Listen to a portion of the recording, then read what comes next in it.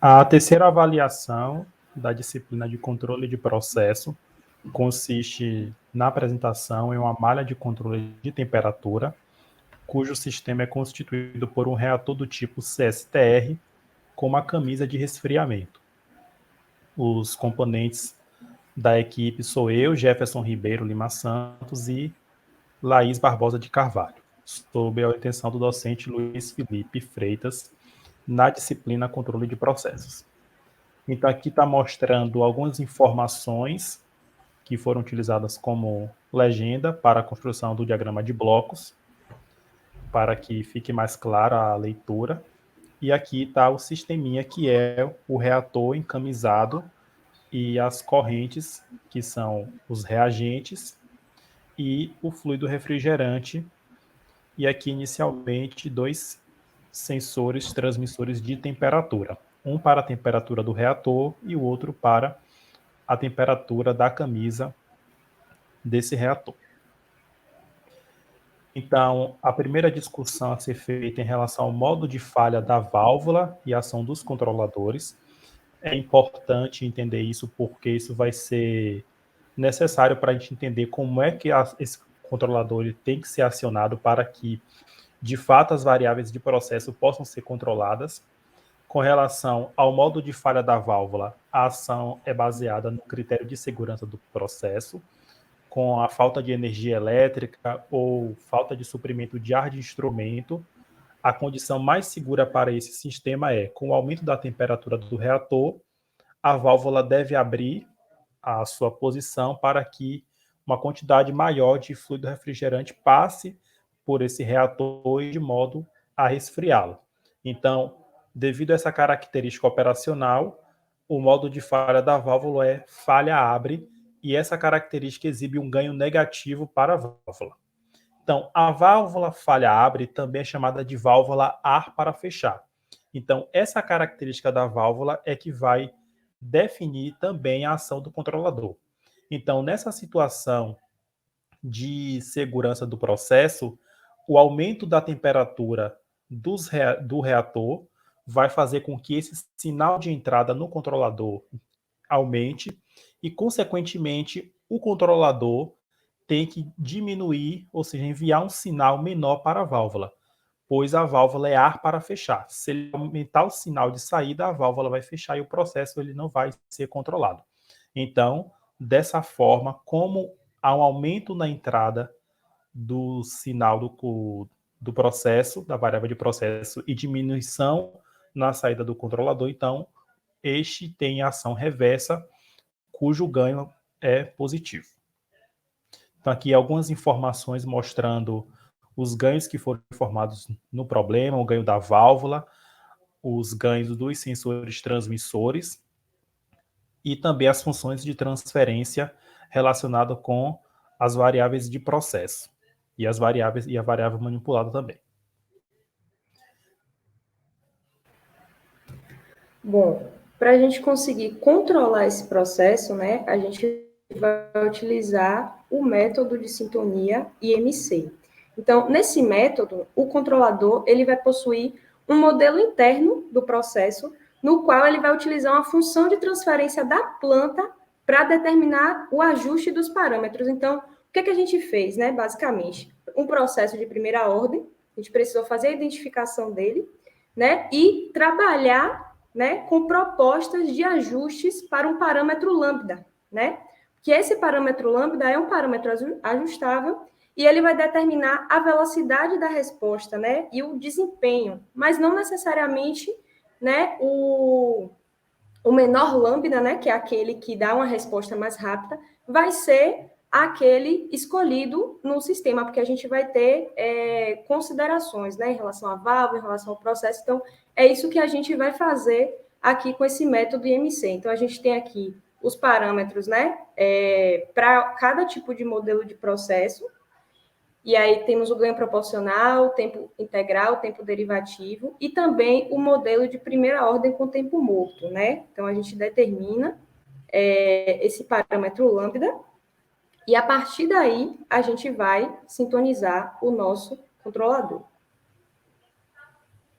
Então, inicialmente aqui, pensando na sintonia do controlador da cascata interna, né? Então, nós temos aí, Jefferson falou que nós temos várias funções de transferência já estão definidas, mas as funções de transferências do controlador, elas não estão, né? Tanto a do interno, que é a GC2, nesse caso, e a do externo, que é a GC1. Então, o método de resolução primeiro vai ser a gente sintonizar esse controlador GC2, né? Estabelecer os parâmetros para ele, ver que ele está funcionando, e depois ir para o controlador externo. Então, aqui a gente tem o problema original, né, que é o controlador interno, onde a gente tem a variação da temperatura da camisa do reator, né, na saída, e a entrada seria o sinal que vem aí do controlador 1, né? Então, a gente tem aí a função de transferência GM para a malha fechada, e a função também GP para malha aberta, né?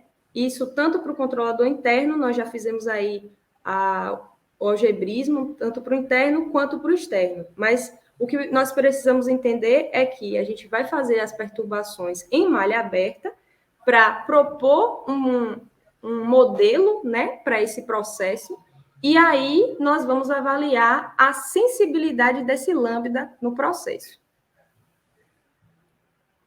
Então, primeiro caso aí, a gente tem a sintonia do controlador interno da malha em cascata, né? O interno. Então, a gente tem a função o ganho da válvula, né? E a função G3 aí. Então, GP2, que seria a função que representa o processo internamente, é dada por essa função de transferência. E aí, nós calculamos para a lambda constante de tempo, né? Tal sobre 10, tal sobre 4, sobre 2 e o lambda igual ao próprio tal. E aí nós encontramos os parâmetros KC, né? Tempo integrador, PI, P, né? Proporcional e o integral. Isso para um controlador PI. Por que a gente escolheu um PI? Porque nós vimos que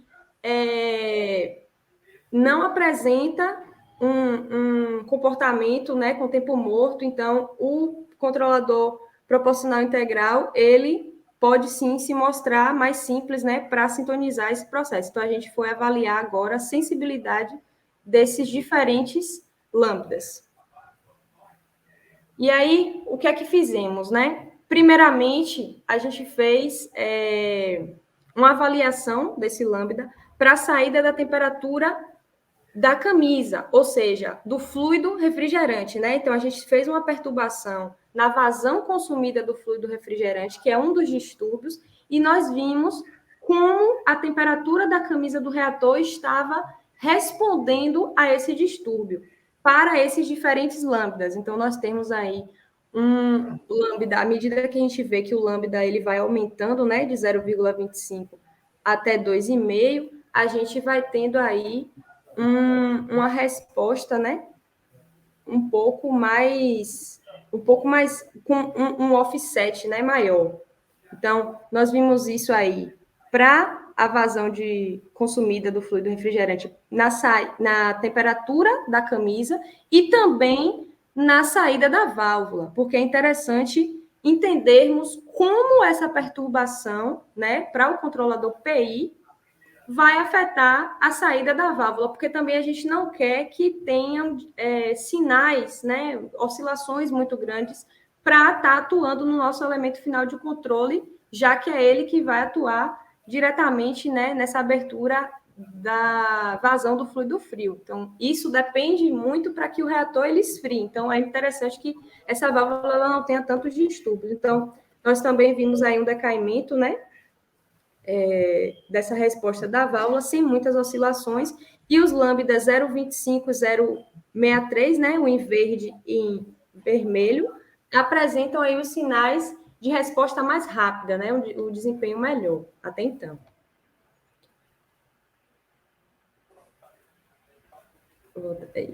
Aí, o que é que fizemos agora? Fizemos uma mudança no set point. Até então, a gente estava falando do distúrbio da vazão de fluido consumido, né? Então, agora a gente está falando agora da temperatura, né,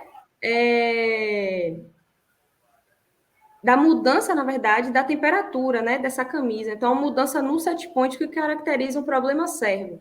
Então, como foi que a temperatura da camisa respondeu dessa forma, né, com o degrau? Então, perceba que 0,25 seria o que melhor se ajusta, a resposta mais rápida. E quando a gente faz isso para a saída da válvula, nós percebemos que o que antes já estava apresentando um desempenho muito bom, que foi esse 0,25, a gente apresenta um pico muito grande, né, na saída da válvula, que não seria interessante para o nosso sistema. Então, a partir daí, a gente começou a avaliar, né, esses critérios para a escolha desse lambda, né, de acordo com a saída tanto da válvula quanto do processo, para um controlador ainda API, né? Então, o que a gente conclui com isso, né? Que a resposta mais rápida não significa necessariamente ser a melhor escolha, né, do parâmetro lambda. Então, qual foi a avaliação da variável controlada? Primeiro, a temperatura da camisa do reator e a mudança do set point foi a saída do controlador externo, né, que é o sinal que vai entrar nessa malha aí interna.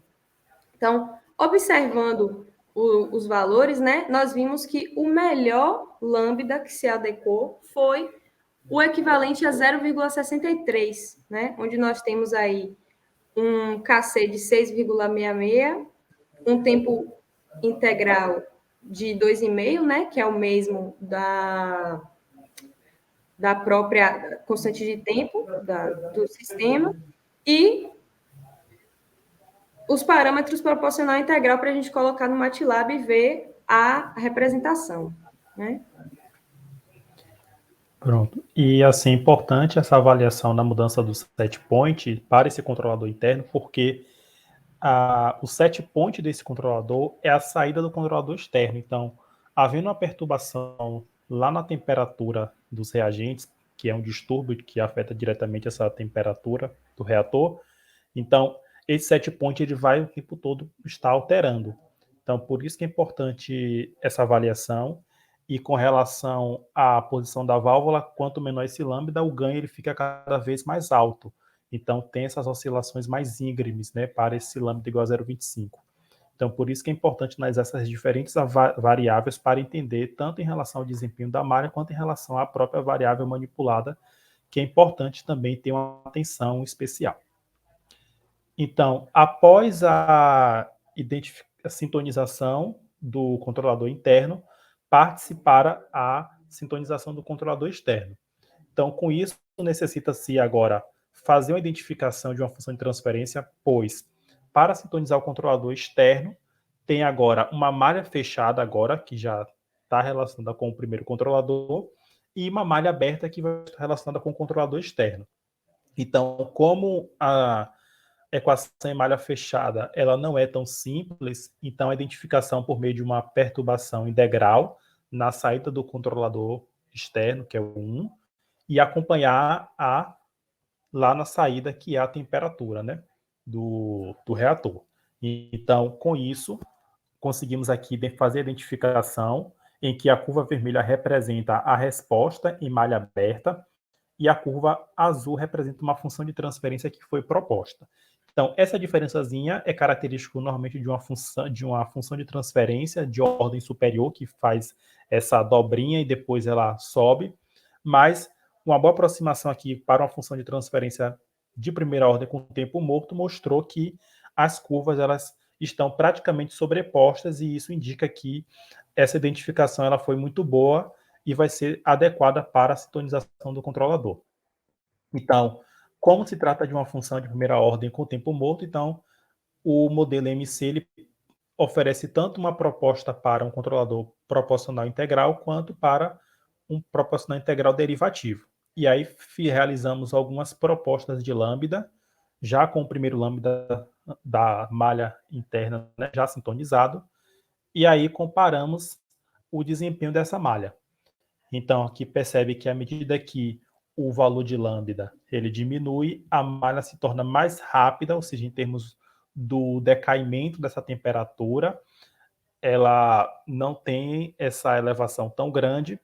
Em termos de estabilização, o tempo de estabilização não é tão gritante assim, mas consegue perceber que a resposta em termos para baixar a temperatura ela se torna significativa. Então, realizamos a comparação tanto para o controlador em PI quanto em PID, e o interessante é que avaliamos tanto em relação a essas variáveis de processo, quanto em relação à própria resposta da válvula. Então, perceba que o lambda diminuindo tem sim uma oscilação maior em termos dessa saída da válvula, e sabendo que, dado pelo problema que a temperatura do reagente, né, que tem um distúrbio grande, ela é recorrente, então, de certa forma, essa válvula o tempo todo ela vai estar ali atuando para fazer essa correção. Então, pensar nessa variável manipulada é importante também, não apenas para escolher a velocidade da malha. Então, com esses valores, percebeu-se que com lambdas menores existe uma diferença entre o controlador PI e o PID, mas à medida que esse lambda ele vai aumentando, a diferença entre esses dois modelos de controladores não se torna tão expressiva.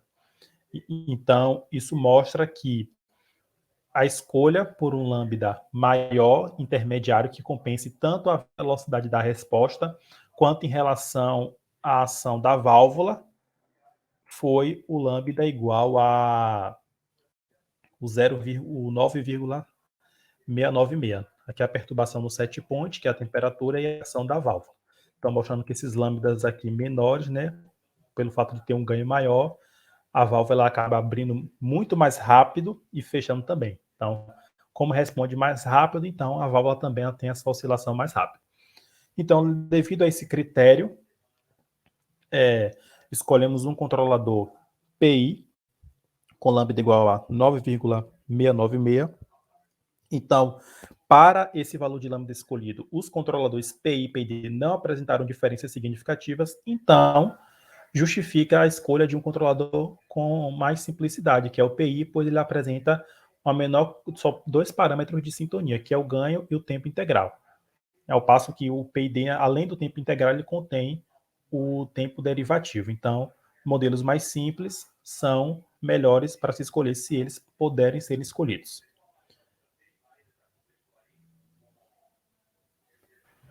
Beleza. E aí agora, depois de já ter sintonizado a malha interna com o controlador, né, da temperatura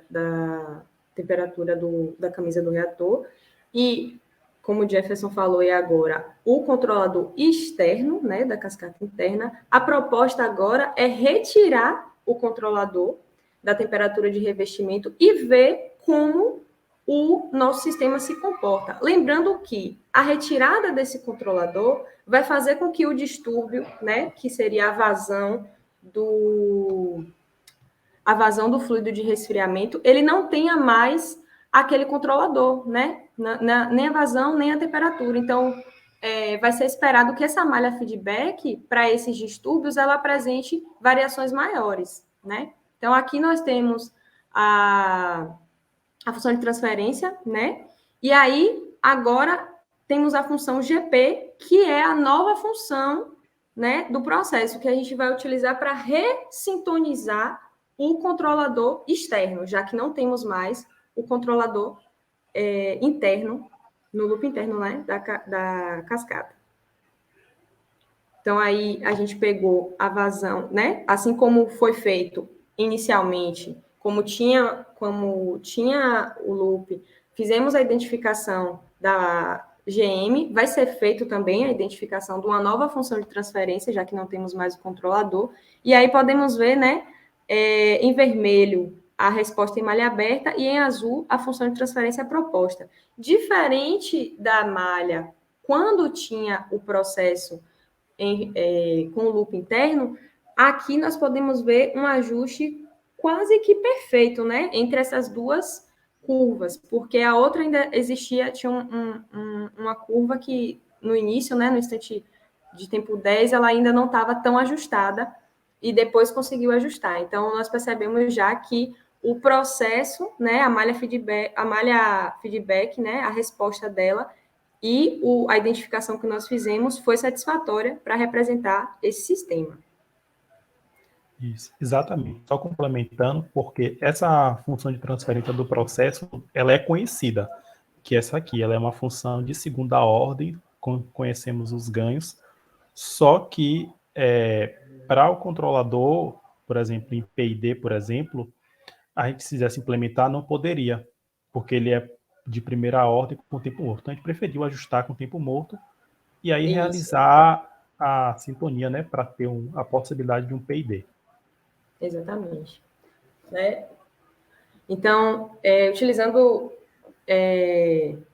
esses critérios, né, que Jefferson acabou de falar, a gente fez as mesmas perturbações, né, para poder entender esse comportamento e ver qual lambda seria melhor ajustado. Então, nós temos aí, vemos que temos um crescimento, né, à medida que esse lambda ele vai crescendo, nós temos um erro maior, né, um aumento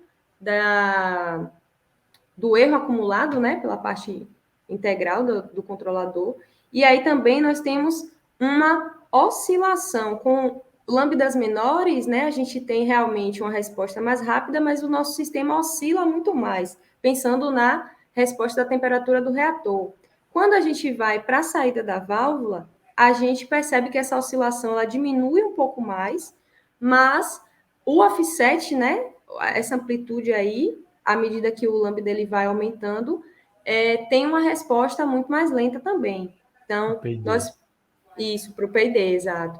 Então, nós, para entender, né, e comprometer tanto a questão PI, PID, nós vimos que também a gente precisa avaliar a saída da válvula, não somente, né, as temperaturas do reator. Então, para um controlador PI, nós temos esse comportamento aí, né? Então, com lambdas menores, a gente tem uma oscilação muito grande, né? Então, a princípio, PI para lambdas intermediários, né? Seria a curva em preto, né?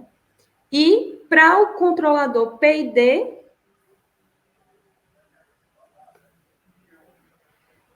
nós vemos que essas oscilações elas diminuem um pouco também, né? Em comparação ao PI, mas da mesma forma, né, o offset ele permanece para lambdas menores. Então, à medida que a gente vai diminuindo o lambda, a gente vê que o processo ele vai respondendo, né, de uma forma melhor, né, um desempenho melhor. E aí também, o que é que nós fizemos? Tanto para o PI quanto para o PID, aconteceu essa mudança no set point, justamente para a gente entender essa sensibilidade desse parâmetro, né? Já que agora a gente não vai ter mais um controlador interno para regular a temperatura da camisa de resfriamento. Então, a mudança no set point, né, da temperatura do reator, vai impactar diretamente e esse controlador vai controlar, né, de fato, todo o processo, não tem mais um controlador interno. Então, fizemos isso para o PI, né, e também para o PID. Então, pensando nisso, a gente passa para ver se tem os critérios, Jeff? As escolhas? Da válvula. Da válvula, né? Fizemos da válvula. Aqui, o que é que a gente percebe? Que no PI, né? Volta só aquela outra para... O que é que a gente percebe? Até então, o PI dele estava apresentando um comportamento melhor a nível de oscilação, né? Para o distúrbio da temperatura do reator. Mas quando a gente olha para a válvula, a gente percebe que o sinal ele está oscilando muito se a gente vai para um PID. Vou passar aí. Esse é um PI. Para um PID, né, nós temos aí ó, a saída da válvula, tendo um pico muito grande, o que não é interessante. Então, a gente, dessa forma, escolheu um controlador PI com um lambda aí igual a 7,98, né? Que a gente consegue ponderar, né, na escolha dele, tanto a constante de tempo, né, do processo, a nova constante de tempo, o tempo morto, e aí encontra novos valores para a banda proporcional e integral. Então, para o lambda escolhido, a gente percebe que tanto os controladores PI e PID não vão apresentar diferenças significativas. Então, escolhemos o controlador mais simples, né, para ser implementado o PI, e também porque na avaliação da saída da válvula, ele apresentou as menores oscilações. Isso. Aqui só fazer uma correção só, que essa tabela aqui está no PID, mas na verdade é o PI, É o PI, tá? né? Não é o PID, não. Mas o controlador escolhido foi o PI por conta desses argumentos aí. Então, após a definição da sintonia para tanto a malha em cascata quanto em feedback, realizamos o estudo comparativo de resposta da temperatura do reator, realizando alguns distúrbios. O primeiro distúrbio foi em relação na temperatura dos reagentes. Então, observa-se que as malhas, elas respondem praticamente da mesma forma, em termos de sinal sobreelevado e tempo de estabilização. Uma pequena diferença na malha feedback e na malha em cascata em relação a essas pequenas oscilações aqui. Até porque a malha em cascata, né, ela tem uma configuração diferente da malha em feedback. Mas o que se observa é que tanto para a malha em cascata quanto para a malha em feedback, um distúrbio na temperatura dos reagentes vai fazer com que esse sinal ele percorra toda a malha em relação o sensor transmissor da temperatura dos reagentes, passe pelo aquele bloco de soma, a temperatura ela vai ser lida e vai ser comparada com o set point. Então, essas duas variáveis, elas se comportam em termos de caminho de processo praticamente da mesma forma. Ou seja, na malha em cascata, o sinal da malha de dentro, que é a temperatura da camisa do reator, não tem nenhuma diferença. Então, isso significa que esses perfis gráficos, de fato, eles se tornam coerentes com aquilo que se espera. Ou seja, para esse tipo de distúrbio. Já quando o distúrbio é feito na vazão consumida de fluido refrigerante, que é uma perturbação que afeta diretamente a temperatura da camisa do reator, quando a malha ela é feita em feedback, ou seja, não há esse controlador da temperatura da camisa.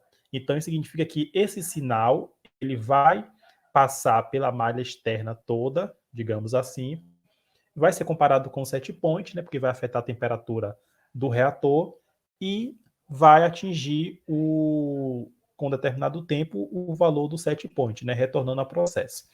Quando se analisa esse efeito de perturbação na malha em cascata, como existem dois controladores, então esse sinal de perturbação ele também passa para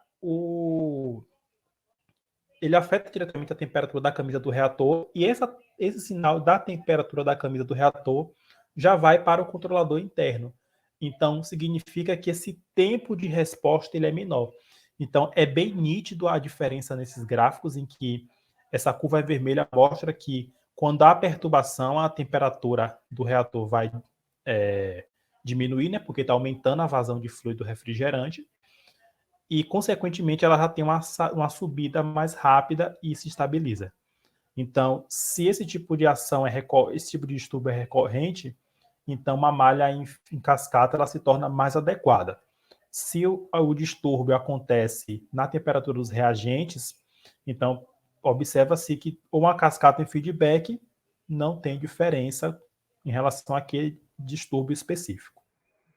E aqui o outro distúrbio em relação à própria perturbação no set point, que ele tem um sobrelevado, né, porque ele fez uma perturbação por problema servo para mudar o set point. Então, as malhas respondem assim, praticamente da mesma forma. Há uma diferença aqui nesse sobrelevado, que é maior para a malha feedback, né, já que a malha em cascata ela é uma malha mais rápida, mas são mas por conta das próprias características mesmo, de que uma tem 2 controladores, então esses ganhos são diferentes, então é esperado que elas respondam de forma diferente, tá?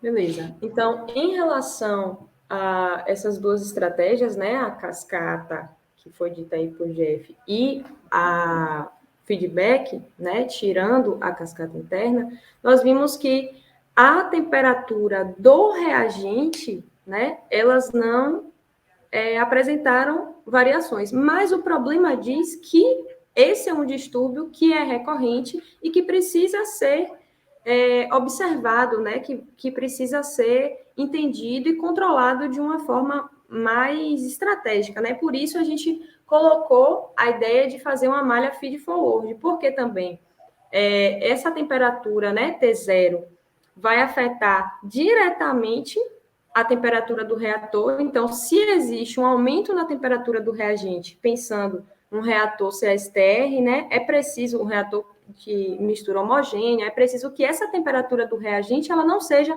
tão diferente, né, tão distante dessa temperatura do reator, para que o nosso processo não seja comprometido. Então, a partir disso, a gente vai ter aqui a medição, né, em H3 dessa temperatura T0, vai passar por um bloco de cálculo, que é a nossa malha, né, nossa estratégia do feed forward, e essa estratégia vai ser somada com a contribuição do controlador externo. Então, agora não vai ser mais o controlador externo atuando no interno, né, que vai gerar a temperatura do reator, que a gente espera que se mantenha no set point. Agora a gente vai ter uma soma do controlador externo com o feed forward para, então, atuar diretamente, né, na nossa válvula para manter a temperatura no set point. Então, pensando nessa estratégia, o que é que a gente encontrou,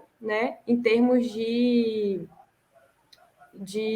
funções de transferência, né? A gente tem aí a função de transferência, que é dada pela temperatura do reator, né, na saída, né, a temperatura do reagente, isso aí para uma malha fechada, né, no sistema de controle.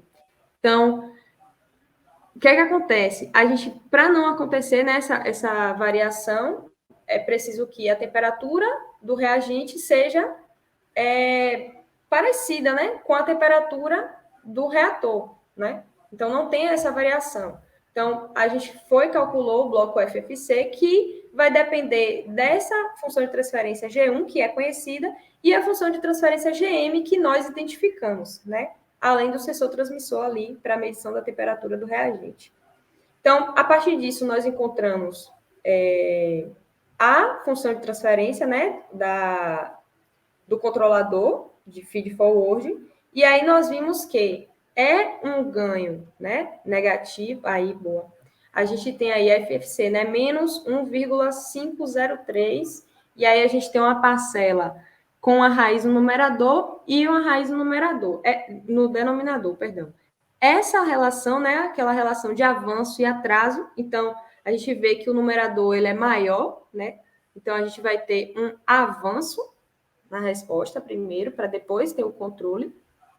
E aqui a gente vai fazer a avaliação do sinal do controlador. Então, se a gente tem, né, aqui nesse esquema, a temperatura do reagente aumentando, né, se na figura tem F2, mas no nosso caso é T0, né? Então, se esse T0 aumenta, a tendência é que a temperatura do reator também aumente. Então, G1 é uma função positiva, beleza. A identificação do processo mostrou, né, que GM também é uma função positiva. Então, faz sentido ou não encontrar o bloco, né, do FFC negativo? Faz sentido, porque, imagina, se você manda um sinal, né, eu percebo que a temperatura está aumentando, a temperatura do reator está aumentando. Então, eu vou precisar passar por um bloco de cálculo, que é o FFC negativo, para mandar um sinal menor para a válvula, né? Já que a nossa válvula falha abre, então ela vai, né? O sinal menor vai fazer com que ela abra. Então, ela abrindo vai acarretar a diminuição da temperatura do reator, porque vai ter a passagem maior, né, de fluido refrigerante por aquela válvula. Então, faz sentido, sim, o controlador, né, o bloco de cálculo FFC, ter um ganho negativo. Isso. E aí, a gente pode fazer a avaliação, né, entre essas parcelas, né? A parcela lead lag, que é o 13,85, e a parcela do lead, que é o avanço, e a do lag, 7. Então, quando a gente faz essa relação, né, a gente percebe que é quase 2, né, a relação entre eles. Então, isso significa que a malha, né, do controlador feed forward tem um sinal, né, envia um sinal maior, né, para se antecipar à variação do distúrbio, que é a temperatura do reagente. Isso, na verdade, exatamente, né? Essa equação do controlador feed forragem, ele leva em consideração esses caminhos, né?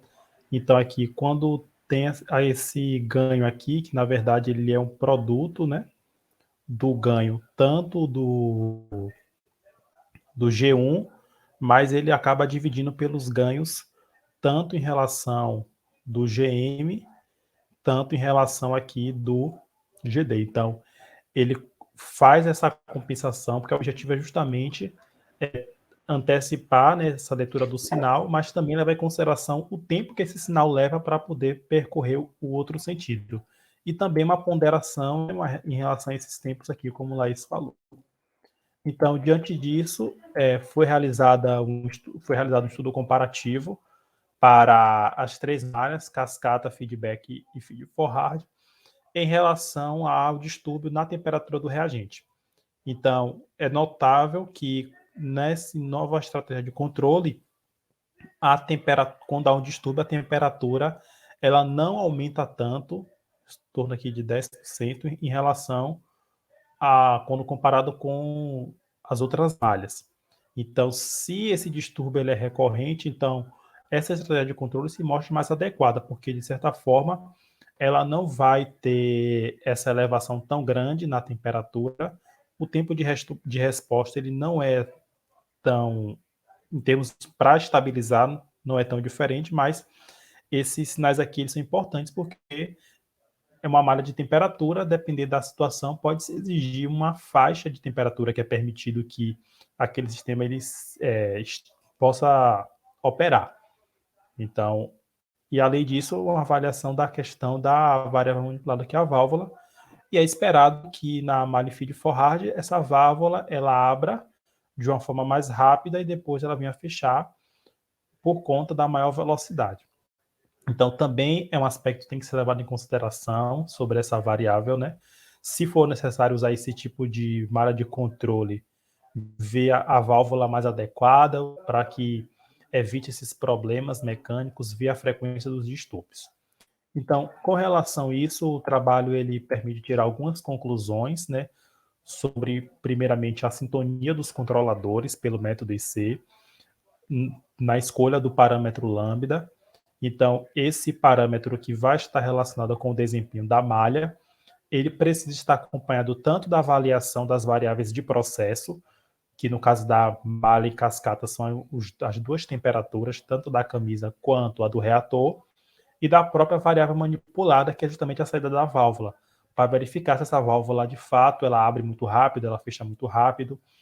E isso também é um fator que tem que ser levado em consideração, pois a vida útil dos equipamentos industriais, né, é importante para que se defina a escolha de um tipo de controle.